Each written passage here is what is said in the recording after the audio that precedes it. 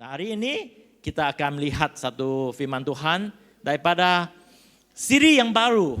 Kalau saya hari ini sangat bersyukur untuk melihat Denny dan keluarga dia yang juga pernah ke Dongan gereja Dongan. Nah, hari ini mari kita beri satu tepukan tangan kepada mereka untuk melawat kita. Dan siri ini juga dijalankan di gereja induk kita di Dongan, dan kita akan mulai melalui hari ini tentang 7 dosa maut. Wah, ini memang topik yang besar nih. 7 dosa, ada maut lagi. Oh iya, dosa itu dosa lah kan. Tapi maut itu mesti satu yang sangat-sangat penting ya untuk kita belajari. Ya, kita akan lihat 7 simptom ya. Katakan kepada orang sebelah kiri kanan kamu, simptom ya. Hari ini kita akan lihat hawa nafsu. Minggu yang akan datang angkuh, amarah, rakus, malas. Malas itu jadi satu simptom juga ya. Tamak, iri hati. Apa tuh maksud simptom ya? Simptom itu adalah gejala-gejala yang dapat kita lihat di dalam kehidupan seorang pesakit ya. Mungkin kamu tidak tahu, sebenarnya simptom itu hanya yang dapat kita lihat. Tapi sebenarnya akal, essence, kenapa itu simptom keluar, itu yang kita tidak dapat lihat. Tapi haruslah kita teliti. Karena apabila kita pergi ke dokter ya, dokter akan lihat simptom. Oh, kamu rasa sakit kepala. Itu simptom, kepala sakit.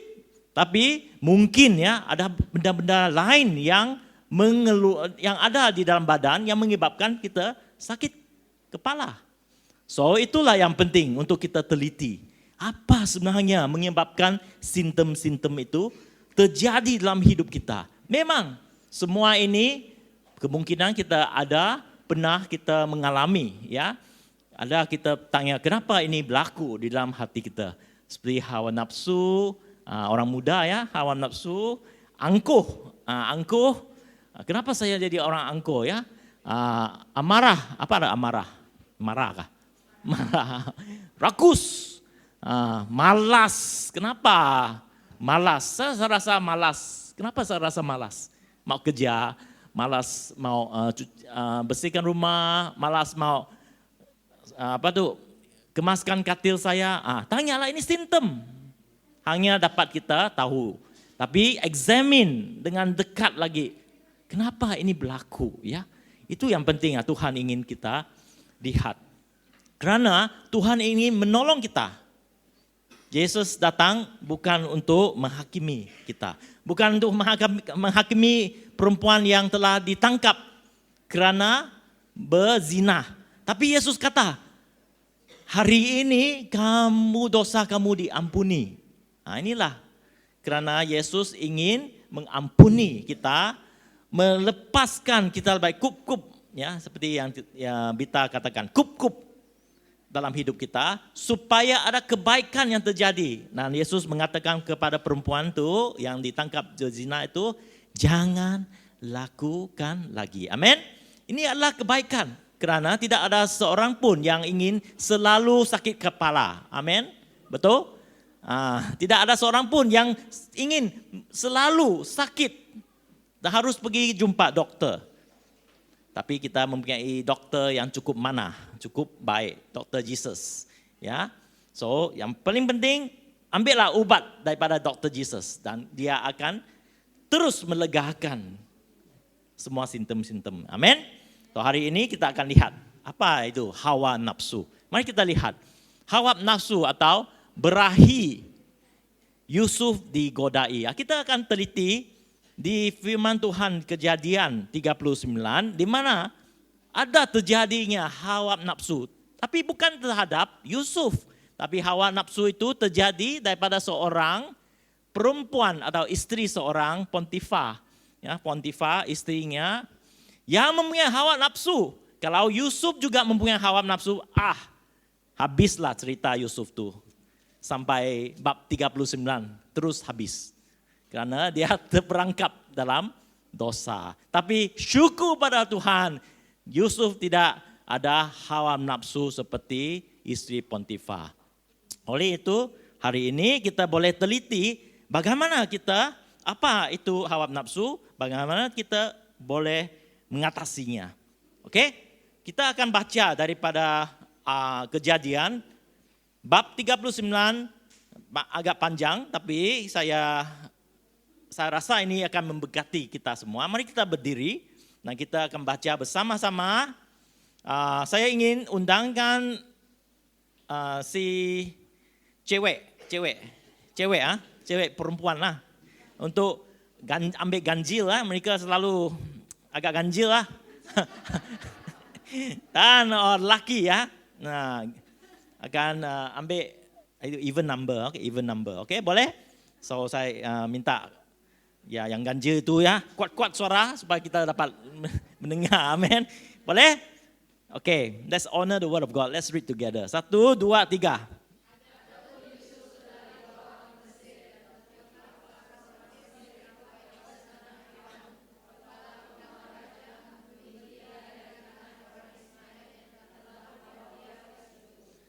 Tetapi Tuhan menyertai Yusuf sehingga ia menjadi seorang yang selalu berhasil dalam pekerjaannya. Maka tinggallah dia di rumah tuannya oleh orang Mesir itu.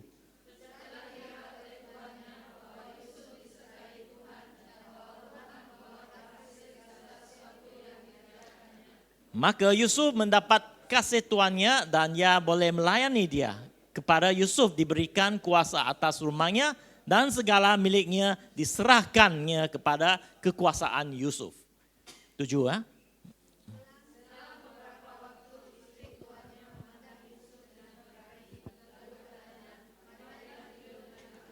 Tetapi Yusuf menolak dan berkata kepada istri tuannya itu, dengan bantuanku, tuanku itu tidak lagi mengatur apa yang ada di rumah ini.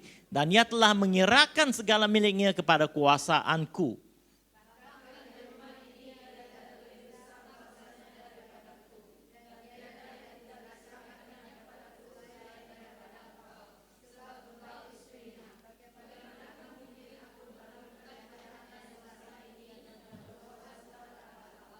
Walaupun dari hari ke hari perempuan itu membujuk Yusuf, Yusuf tidak mendengarkan bujukannya itu untuk tidur di sisinya dan bersetubuhkan dengan dia. Next.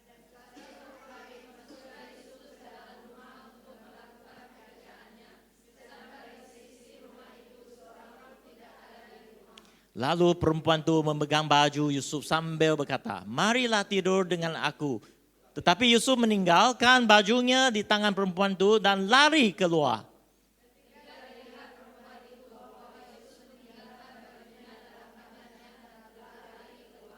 Dipanggilnya lah seisi rumah itu, lalu katakannya kepada mereka, lihat, dibawanya kemari seorang Ibrani, supaya orang ini dapat mempermainkan kita. Orang ini mendekati aku untuk tidur dengan aku. Tetapi aku berteriak-teriak dengan suara keras.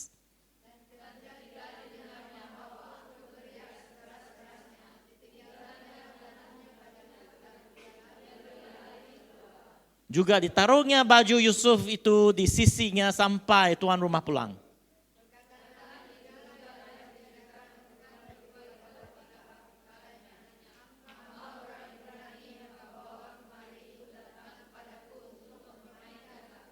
Tetapi ketika aku berteriak keras-kerasnya, ditinggalkannya bajunya padaku. Lalu ia lari keluar. Sama-sama.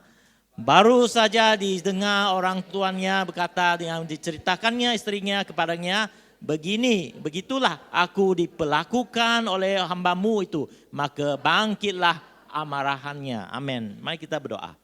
Tuhan, kami sangat bersukacita kerana Engkau telah memberikan firman tentang Yusuf yang dapat mengatasi hawa nafsu. Pada hari ini kami juga ingin mempunyai roh seperti begitu dan dapat mengatasi segala hawa nafsu yang telah dilemparkan oleh syaitan iblis di dunia ini ke dalam hidup kita. Dan pasti ada kemenangan yang telah diberikan oleh Yesus kepada kita semua. Dalam nama Yesus, Bapa dan Roh Kudus kami berdoa. Amin. Mari kita silakan duduk. Amin.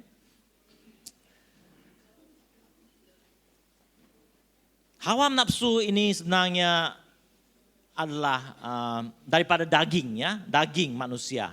Kerana manusia juga mempunyai yang kita katakan biological function, biologi, di mana kita mempunyai perasaan, emosi dan juga dapat di-trigger, ya, di-trigger orang katakan kalau kita lihat sesuatu, ya, kalau kita lapar kita ingin makan, ya, ini terjadi di dalam kehidupan semua orang yang mempunyai jasmani, physical seperti kita manusia. Tetapi yang paling penting, ya, kita harus memahami kenapa ini berlaku dan bagaimana kita dapat mengawalnya. Kerana hawa nafsu itu bukan suatu yang dapat kita permainkan atau ambil ringan. Kerana ia adalah suatu daripada daging dan kalau kita tidak dapat mengawal dia, ia akan menjejaskan kehidupan kita dan memberi satu kesan yang besar ke dalam kehidupan kita. Dan oleh itu kita harus memahami apa itu hawa nafsu, ya. First point, memahami hawa nafsu. Ya, sebenarnya dalam firman Tuhan perkataan yang dikatakan, yang digunakan adalah dalam bahasa Greek, ya, epitumia, epitutumia. Epitumia lah. Saya tahu maksudnya. Maksudnya keinginan atau hasrat terhadap apa yang dilarang, ya, dilarang. Kenapa ada suatu yang Tuhan melarangkan? Kerana kalau kita lapar kan, memang kita makan. Tapi Tuhan akan melarangkan sesuatu yang kita teringin apabila dia akan menjejaskan kesehatan kita. Betul? Kalau kita katakan gula, soda drink, Coca-Cola, anak-anak muda kan suka minum. Memang saya dibesarkan dengan minuman Coca-Cola. Tapi ada kesannya kalau kita terlampau minum. Dan hari ini saya dapat rasa kesannya di dalam kehidupan saya. Apa kesannya? Spike in insulin, ya. Itulah kalau kita mau jadi kurus, susah mau jadi kurus. Kerana insulin itu telah menjejaskan kesehatan. Kenapa insulin itu berlaku? Kerana dari dahulu kita sebagai anak-anak selalu minum minuman yang bergula terlalu banyak sampai badannya terjejas dan mempunyai kelebihan, ya, aktif memberikan insulin. Oleh itu pada hari ini kalau kita lihat pastor, ya, agak bulat juga kan. Bukan pastor tidak ada pergi exercise, selalu exercise. Tapi selepas exercise makan sikit nasi saja. Sikit saja, tak sampai satu tumbukan tangan, ya. Kembang terus. Itulah aku pergi misi, ya. Iya. Betul, ini tahu dia. Terpaksalah makan breakfast, kan sedap kan, pergi misi. Sekali makan kembang, balik sini kembang, ya. Tengoklah. Ini kenapa? Ini kerana pada masa dulu kita tidak menjaga kesehatan. Kalau kita lihat si Cicik Mina ni kurus saja, ya, walaupun makan banyak nasi pun kurus. Kenapa? Kerana dia tidak minum cola yang banyak dulu masa kecil dia. Itulah. Ini sama juga, prinsip ini sama. Apabila kita tidak menjaga hati kita, ini terjadi. Dia ada mempunyai simptom. Dan Tuhan membezakan dalam firman Tuhan di Yohanes 2:16. Sebab semua yang ada di dalam dunia ini, yaitu keinginan daging dan keinginan mata serta keangkuhan hidup, bukanlah berasal daripada Tuhan Bapa, melainkan dari dunia ini. Bayangkan, sebelum kita kenal Tuhan, ya, kita juga di dalam dunia ini dalam dunia ini hidup secara daging, ya. Oleh itu Tuhan telah memberikan kepada kita ada bezanya di dunia ini dan bukan dari dunia. Apabila kita kenal Tuhan, kita haruslah restart our life, ya. Di mana kita harus memperhatikan hidup kita dengan teliti. Benda-benda dahulu yang berlaku Tuhan telah melepaskan kita. Tapi kita harus memperhatikan supaya kehidupan kita tidak sama lagi daripada kehidupan di dunia. Amin. Oleh itulah kita harus memahami hawa nafsu itu adalah daripada daging, ya. Next slide. Hawa nafsu adalah keinginan yang tak terkawal. Keinginan kepada sesuatu yang lebih fokus kepada seksual. Kepada suatu seksual, ya. Kalau kita lihat di ayat 7 yang kita baca tadi, selang beberapa waktu isteri tuannya yaitu Potifar memandang Yusuf, memandang daripada daging dengan berahi nafsu, lalu katanya, marilah tidur dengan aku. Ya, daripada ungkapan ini kita dapat tahu bahwa ada 3 cara daging kita memain peranan dalam hawa nafsu. 3 cara. Satu adalah pikiran kita. Kenapa Potifar, istri Potifar mempunyai pikiran begitu? Kerana dia melihat Yusuf handsome, tengok handsome kan? Handsome, hawa nafsu, handsome. Mungkin dia melihat kuasa yang ada. Kerana kita bacakan tentang firman Tuhan, tuan rumah Potifar memberikan segala pengurusan kepada Yusuf. Ya, mungkin dia ada keinginan kuasa. Inilah yang kita kata gejala-gejala menyebabkan simptom. Pikiran daripada pikiran. Atau dia mempunyai motivasi. Saya sebagai peguam, saya pernah belajar criminal law. Dalam seri criminal law, orang yang dikatakan membunuh mesti mempunyai 2 perkara yang berlaku. Satu, motivasi. Ya, kita katakan mens rea. Dia mesti mempunyai motivasi. Kedua adalah kejadian pembunuhan. Itulah orang kata murder. Kalau orang murder itu pasti tali gantung mati. Disalib kesalahan murder, seumur hidup di penjara sekarang atau di tali gantung otomatik mati. Ya, ini yang terjadi. Apa yang dipermainkan dalam pikiran ada sangat penting untuk kita melihat. Apa yang terjadi? Dia bermulai bukan daripada perbuatan, dia bermulai daripada hati seseorang, yaitu pikiran. Dan daripada pikiran, dia memainkan kepada pandangan, our eyes. Seperti firman Tuhan katakan, mata kita adalah pintu kepada hati kita. Ya, inilah yang terjadi.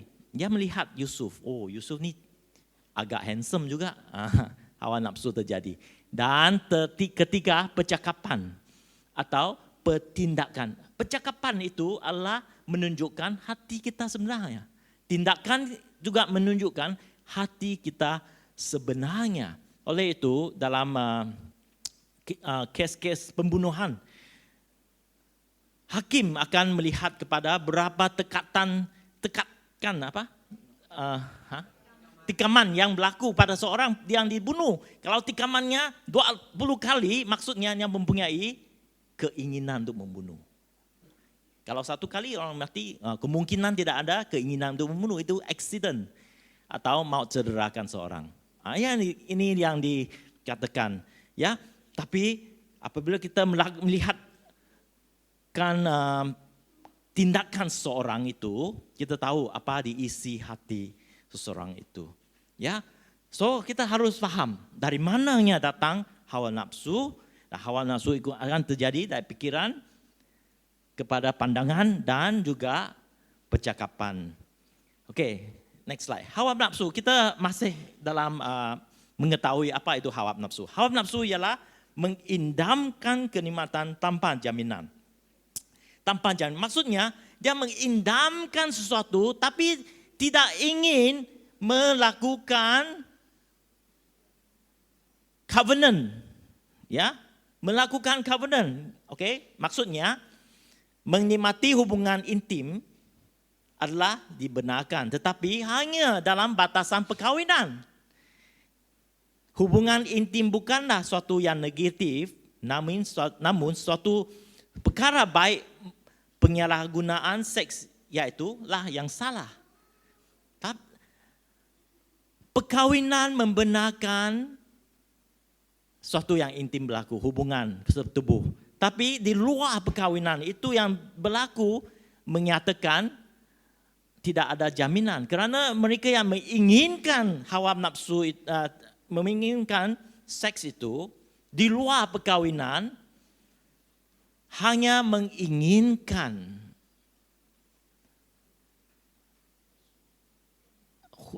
Bukan kerana hubungan, tapi untuk menikmati their own pleasure, ya, bukan kerana ada hubungan. Seperti yang dikatakan di Ibrani, hendaklah kamu semua penuh hormat terhadap perkahwinan dan janganlah kamu mencemarkan tempat tidur.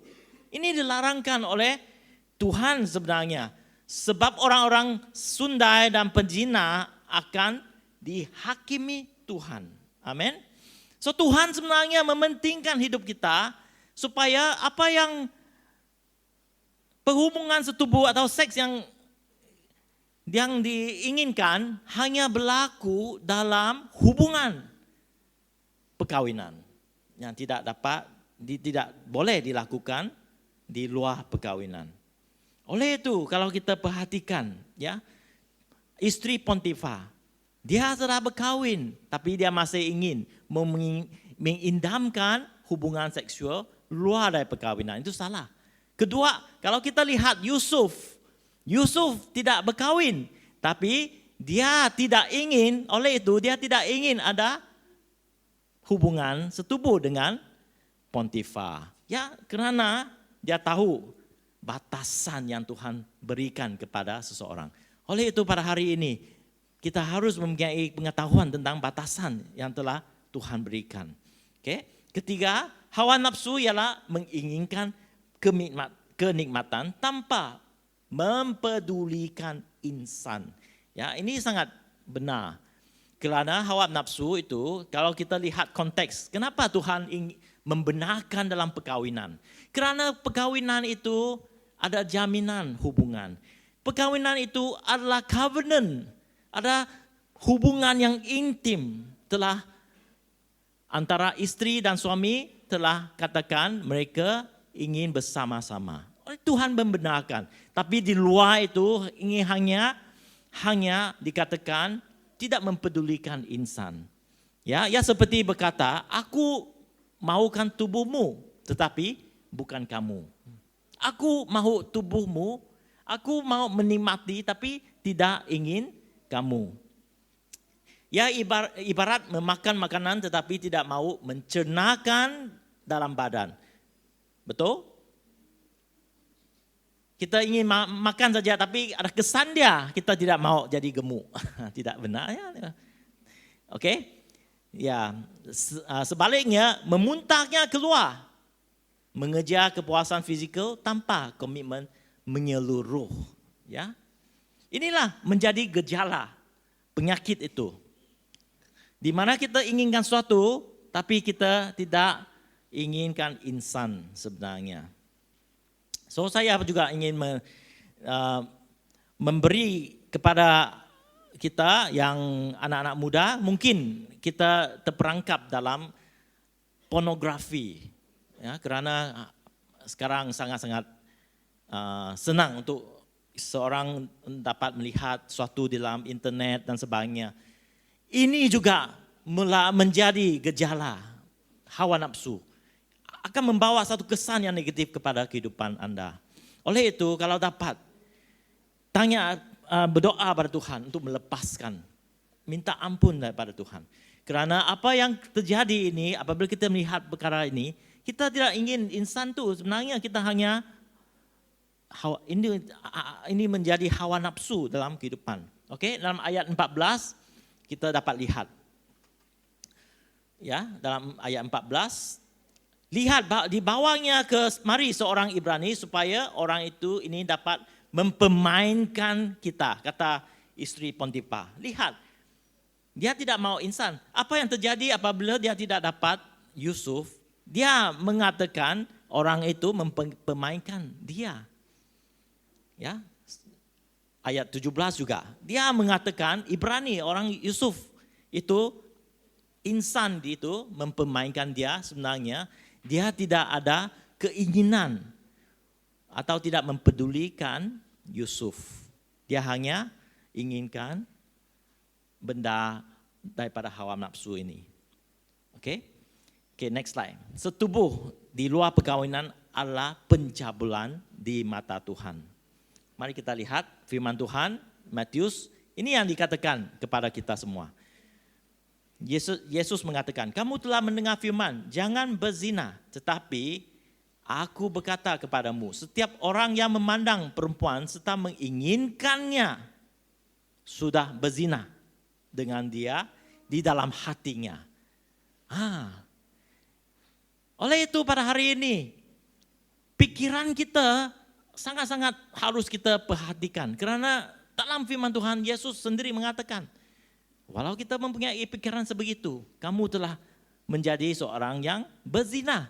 Kamu sudah di depan mata Tuhan, kamu mempunyai pikiran begitu, hati begitu. Walaupun kita tidak lakukan, walaupun kita tidak cakap, tapi hati itulah yang Tuhan memandang. Amin. So pada hari ini, haruslah kita perhatikan kembali. Apa motivasi kita? Apabila kita diuji dalam perkara ini, apakah motivasi kita? Adakah kita melakukannya karena kita mengalami sesuatu yang kita harus dilepaskan oleh Tuhan? Amin. Tapi aku ingin katakan Tuhan sangat-sangat baik untuk kita. Tuhan juga ingin kita dilepaskan daripada gejala-gejala sebegitu supaya kehidupan kita dapat disempurnakan. Oke, 1 Tesalonika 4:3-5. Mari kita lihat. Kerana inilah kehendak Allah, pengudusanmu, yaitu supaya kamu menjauhi pencabulan, supaya kamu masing-masing mengambil seorang perempuan menjadi istrimu. Saudara-saudari, kalau kamu single, ini yang dikatakan. Kalau kamu mempunyai sebegitu hawa nafsu yang tak dapat dikawal, kamu harus mencari istri. Siapa single ini? Yang laki lah. Ya, ini firman Tuhan ya, bukan saya. Karena Tuhan mengatakan ini pencabulan ini yang keinginan ini harus kita jauhi. Kalau kita tak boleh kawal, haruslah kita berkawin, bukan ya dalam keinginan hawa nafsu seperti yang dibuat oleh orang-orang yang tidak mengenal Allah. Tapi Tuhan juga memberi ada apa yang dikatakan rahmat kepada orang yang tidak ingin berkawin juga, ya. Seperti mereka yang menjadi celibacy, ya, dan dapat tahan untuk melakukan pekerjaan Tuhan dengan lebih baik.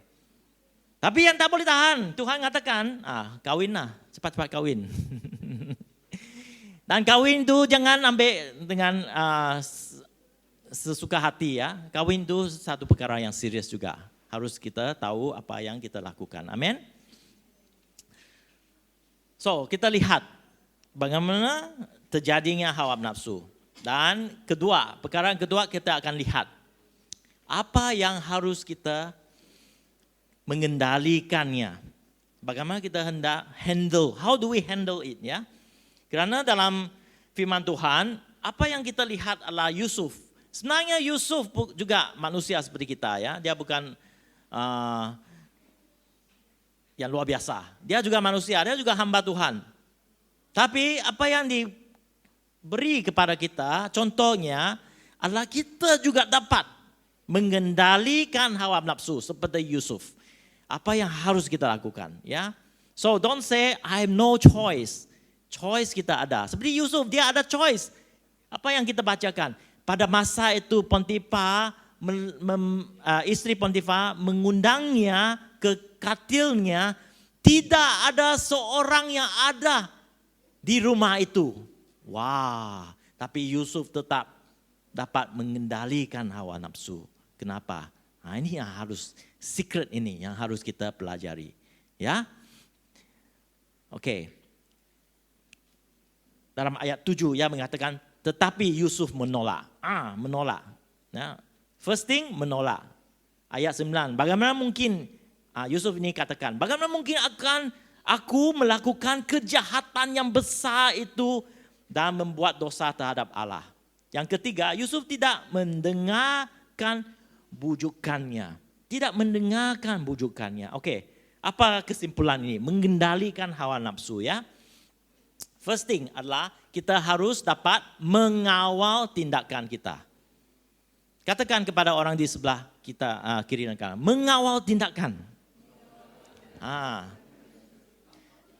Berkata tidak, ya, tidak dengan berani, tidak dalam nama Yesus, tidak. Seperti Yusuf, kita dipanggil untuk berpegang kepada prinsip, amin. Sebagai manusia, kita ada moral compass dalam hidup kita. Maksudnya moral compass, kita tahu apa itu betul atau apa itu tidak betul. Betul? Benar? Benar kan? Kita bukan haiwan ya. Kita bukan monyet atau anjing. Kalau musim dia mau itu, dia pun di tepi jalan membuat. Kita bukan binatang begitu. Kita adalah manusia, kita mempunyai moral compass. Kita tahu apa yang betul atau tidak. Oleh itu prinsip yang harus kita ada adalah we must katakan tidak dengan berani. Ya. Kedua adalah hikmah menjauhi godaan. Kalau kita tahu kita adalah orang yang lemah, janganlah pergi ke tempat-tempat yang ada godaan. Janganlah surfing pergi ke internet yang ada godaan. Kita tahu. Oleh itu, that is your choice. Ya. Itu adalah pilihan kita. Sebenarnya banyak app dalam app yang ada yang dapat menghalang sesuatu yang tak bagus. Advertisement yang tak bagus terjadi dalam handphone komputer kita. Pakailah app itu menghalang, menghikmat, menjauhi dengan hikmah. Ya, seperti di Amsal.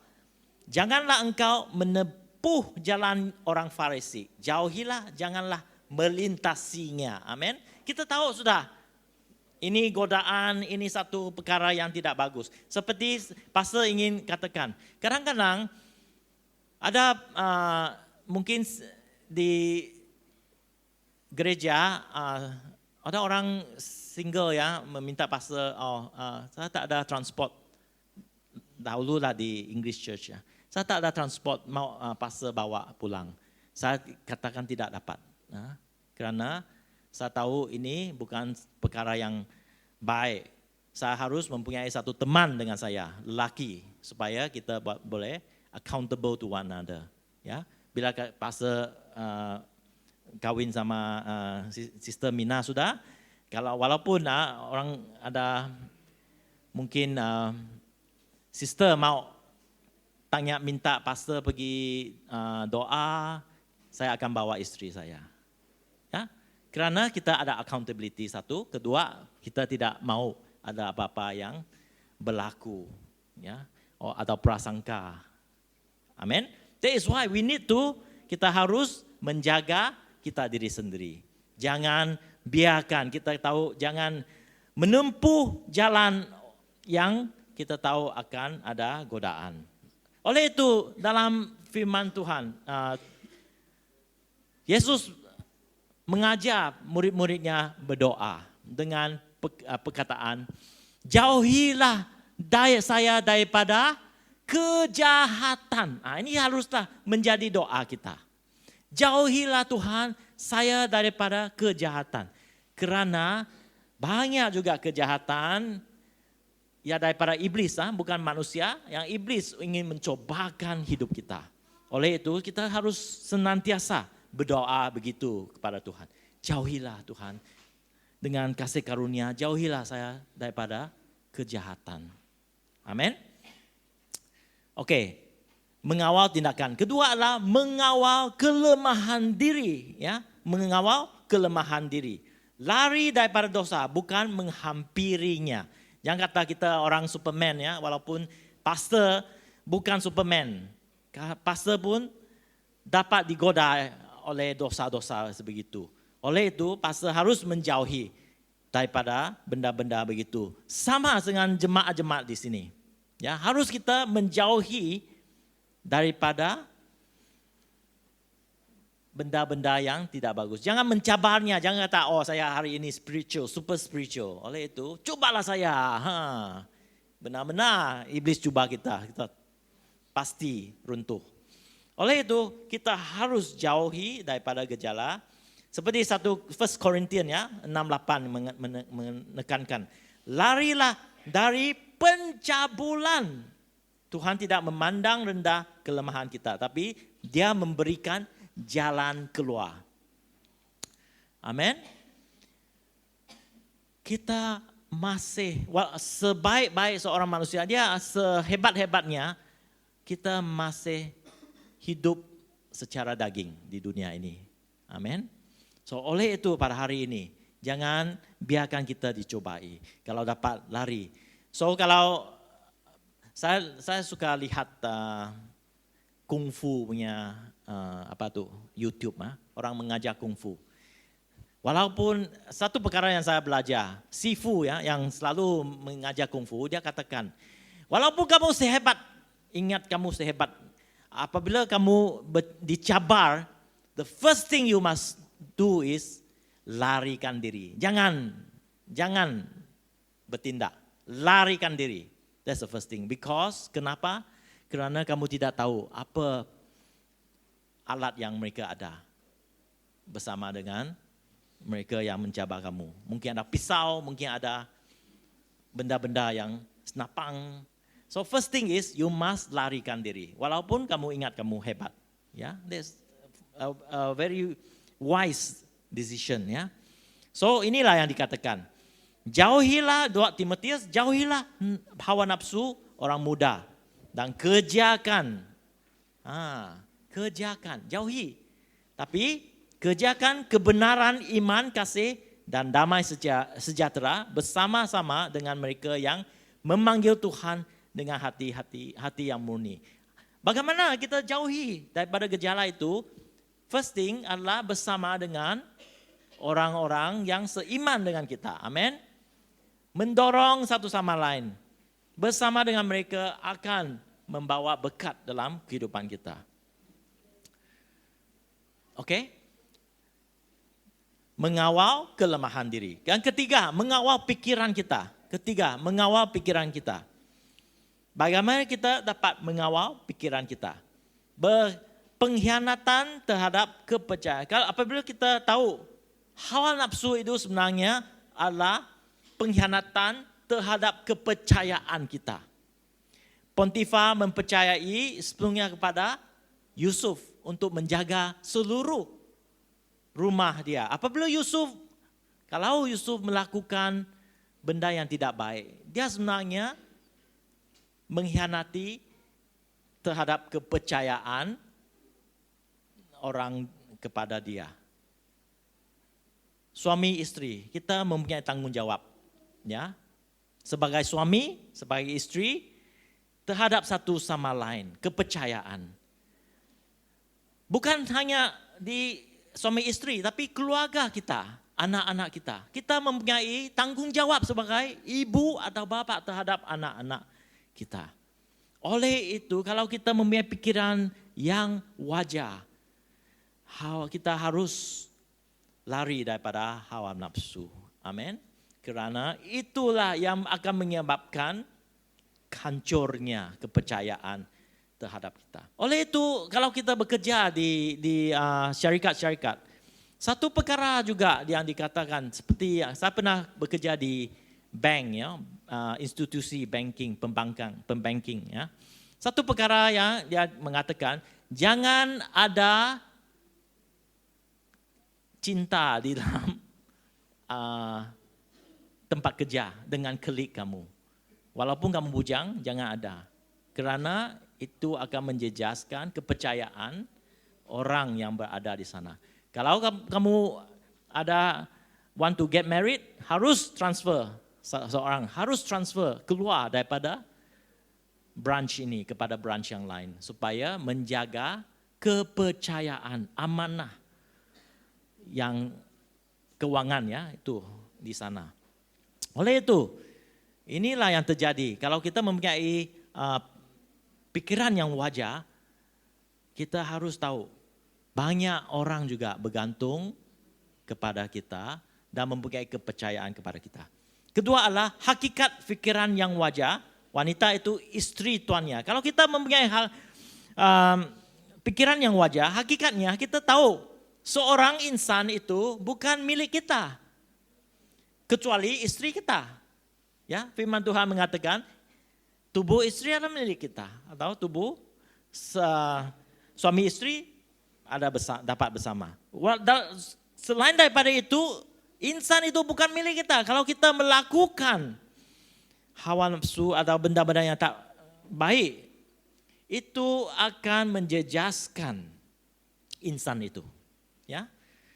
Oleh itu, hakikatnya kita harus mempunyai pikiran yang wajar dan juga ketahui bahwa seorang itu adalah insan milik Tuhan, bukan milik kita. Amin. Ketiga, apa yang berlaku adalah gejala itu akan menjadi dosa di hadapan Tuhan. Kita harus tahu. Oleh itu Yusuf mengatakan, saya tidak dapat melakukannya kerana ini adalah satu dosa yang besar di mata Tuhan. Kerana dia mempunyai pikiran yang wajar, pikiran bahwa semua di dalam hidupnya di bawah perintah Tuhan. Ya, amin. Kalau kita mempunyai pikiran sebegitu, kita dapat mengawal, mengendalikan hawa nafsu. Dan Tuhan ingin kita mempunyai pikiran begitu, di mana kita dapat mengawal, mengendalikan hawa nafsu. Oke, yang ketiga, nah ini lebih mendalam. Tadi kita mendengar tentang apa itu hawa nafsu. Dan kedua adalah bagaimana kita boleh menguruskan diri kita supaya kita dapat mengawal mengawal pikiran kita, kelemahan kita, dan juga tindakan kita. Dan sekarang lebih mendalam adalah bagaimana kita dapat mengatasi hawa nafsu, ya, mengatasi. Sebenarnya tadi kita guna perkataan Yunani, Greek untuk menjelaskan hawa nafsu, epitumia, yaitu keinginan. Dan saya ingin mengatakan sebenarnya epitumia ini tidak bermaksud sahaja keinginan daging. Kalau kita gunanya secara positif, ya juga dapat bermaksud kita inginkan Tuhan. Ya. Dan ini dapat menjadi keinginan sebenar kita. Bukan daging tapi Tuhan. Yusuf berjaya menolak godaan kerana hubungannya dengan Tuhan lebih kuat daripada keinginan sementara. Secretnya untuk mengatasi hawa nafsu adalah keinginan kepada Tuhan. Ya, namun firman Tuhan juga menggunakan istilah ini secara positif. Ini menunjukkan bahwa keinginan boleh dipimpin dengan betul. Keinginan kita, hawa nafsu kita dapat juga dipimpin dengan betul apabila kita mengenal seharusnya keinginan terhadap Tuhan lebih besar daripada daging. Oke, amin. Keinginan hidup dalam kebenaran. Next slide. Bagaimana kita dapat mengatasinya? Dengan hidup dekat dengan Tuhan. Nah, secretnya hidup dekat dengan Tuhan. Kalau kita memperhatikan hidup Yusuf, kenapa dia dapat melakukannya? Kerana dia kenali Tuhan secara pribadi dalam hidupnya. Kerana dia mempunyai hubungan secara pribadi. Dan apabila dia berada bersama dengan istri Potifar di rumah itu, tanpa seorang pun dia tahu bahwa Tuhan berdekatan sama dia. Bahwa Tuhan ada bersama dia. Dia bukan bersendirian, tapi Tuhan bersama dia. Oleh itu, saudara-saudari, segala yang dilempar oleh iblis kepada kita, mungkin sekecil apabila kita memandu di jalan raya juga, dan kita melihat lampu hijau menjadi kuning dan akan menjadi merah. Semudah itu kalau kita mempunyai Jesus di tepi tempat duduk kita, kita akan lambatkan, betul, kereta kita. Kalau Jesus tak ada di sana, pecut terus, betul? Inilah ya senang saja. Kalau kita tahu hadirat Tuhan yang berdekatan dengan kita, pasti kita akan menjadi sabar. Janganlah ngek-ngek sama istri atau suami, betul? Oke, kalau kamu lupa apa yang saya cakap hari ini saja penting. Janganlah ngek-ngek sama suami atau istri. Tahu hadirat Tuhan bersama dengan kamu, oke? Betul? Amin? Kalau hadirat Tuhan, Yesus bersama kamu, jangan berikan muka yang tajam kepada saudara, saudari atau suami istri kamu ya, sampai mereka membara. Oke? Itu yang penting. Hubungan hidup dengan Tuhan. 2. Dan kedua adalah mengisikan fikiran dengan firman. Ya, mengisikan, selalu ingat. Karena tanah lapang, pikiran yang kosong itu adalah tempat permainan si iblis. Kalau kita tidak mempunyai apa-apa yang kita harus buat, pikirlah tujuan kita hidup, pikirlah firman Tuhan. Kenapa Tuhan memberi kita peluang untuk hidup di dunia ini? Pikir begitu. Dengan firman Tuhan. Seperti di firman Tuhan Mazmur mengatakan, aku menyimpan firman-Mu dalam hatiku supaya aku tidak berdosa terhadap-Mu. Amin. So inilah cara kita.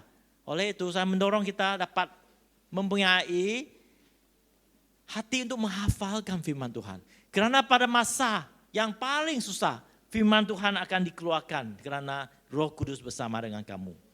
Oleh itu ambil peluang untuk membuat morning devotion setiap pagi. Ketahui apa yang Tuhan ingin sampaikan kepada kita. Tanya Tuhan, hari ini apa? Hari ini saya dapat Ephesians 6:18, di mana Tuhan mengatakan, ya harus kita mempunyai hati yang sabar. Oleh itu pada hari ini, saya ingin mendorong kita mempunyai identity, di mana kita inginkan firman Tuhan menjadi identiti kita. Amin. Ketiga, mengendali keinginan kepada yang kekal abadi.